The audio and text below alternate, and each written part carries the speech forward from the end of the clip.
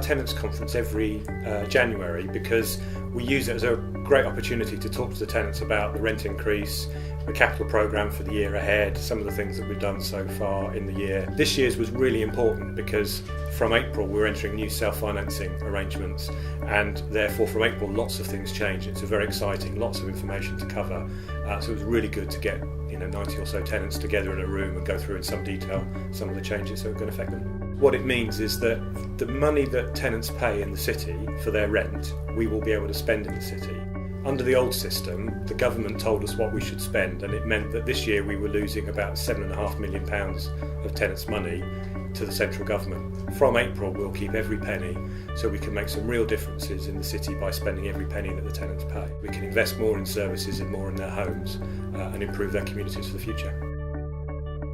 The rent formula is quite a complicated formula set by the government, and it's pegged to inflation in September the year before.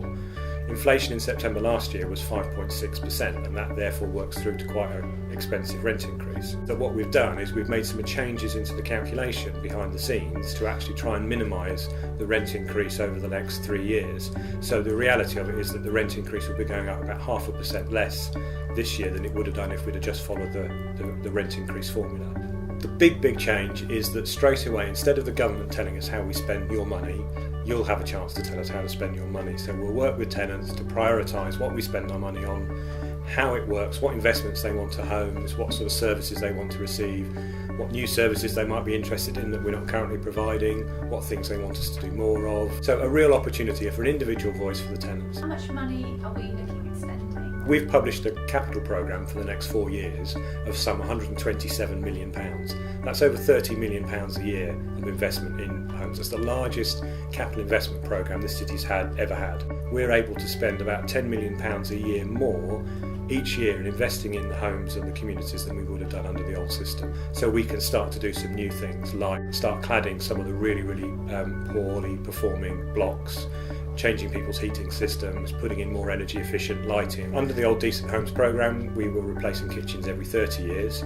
Under our new programme, we're going to do that every 20 years. We can do lots of improvements in and around the area to really try and improve the stock in Southampton.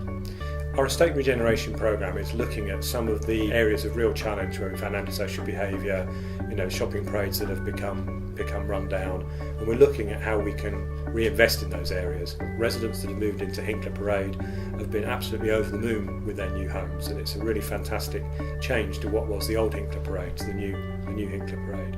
And we're really confident that the changes that we've got in planning across the other estates will start to transform those estates for the future, so that people have got homes and communities they're proud of and want to live in for the next 30 to 40 years. We're going to be spending well over £250 million on the homes in the city. We need to work with tenants to make sure we get the spending right.